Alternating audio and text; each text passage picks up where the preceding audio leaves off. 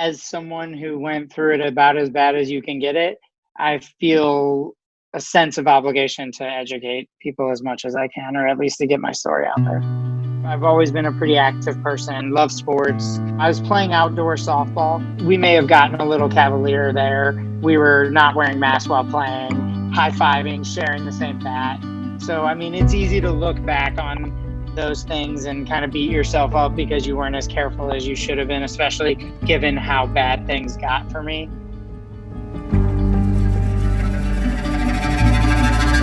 I woke up at about 6 a.m.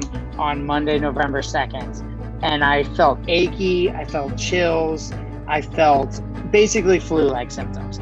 I went to immediate care and I tested positive for COVID that day. They told me days 7 through 10 are pretty much the most important.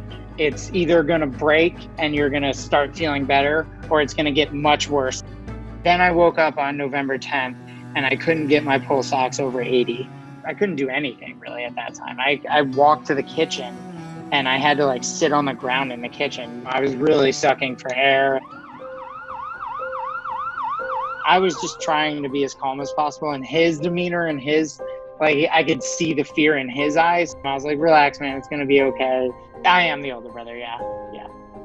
As soon as I got to the ER, they immediately put me in a wheelchair and they immediately put me in a nasal cannula and brought me back to a room. I can confidently say that that was the worst day of my entire life, because at that point, the doctors and nurses had all said I needed to be switched to high frequency oxygen and that I could better be cared for in the ICU. The time between someone not needing any oxygen and needing a significant amount of oxygen could be a matter of hours. We had to make a very quick decision to get them there so that we can monitor them even more closely, because we knew that some people don't recover from that and some people need to be intubated right away. I was pretty terrified at that point.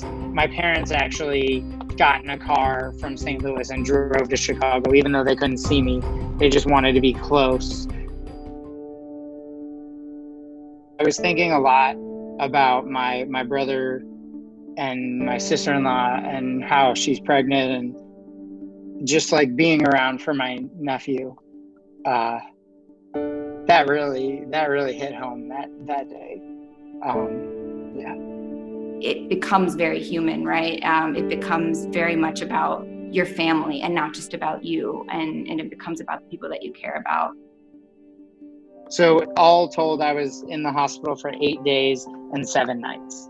He turned the corner pretty quickly after leaving the ICU. He's lucky because he had a lot of resilience in his body, because he's previously very healthy. But honestly, even to this day, I'm very weary of that thought, because every time I think I turn a corner, even now, I find myself sitting down while I brush my teeth because I'm out of breath. One of the things that you fear most is that you won't be able to help people. And I think that was one of the biggest fears that I had with this pandemic, especially early on. It was even harder because it was something that could have just as easily happened to my family and happened to me. So I am here today because of science, modern medicine, and heroes on the front line. And the fact that all of these treatments that I was given have been developed within the last few months. I'm here today because of the people in New York that donated plasma that was flown in and I was transfused with. I'm thankful that I had a place for me in the hospital and in the ICU. I wouldn't have wanted to go through what I went through, but I went through it at the right time with the right care at the right hospital, and I'm very, very thankful for that. So that's a little about me.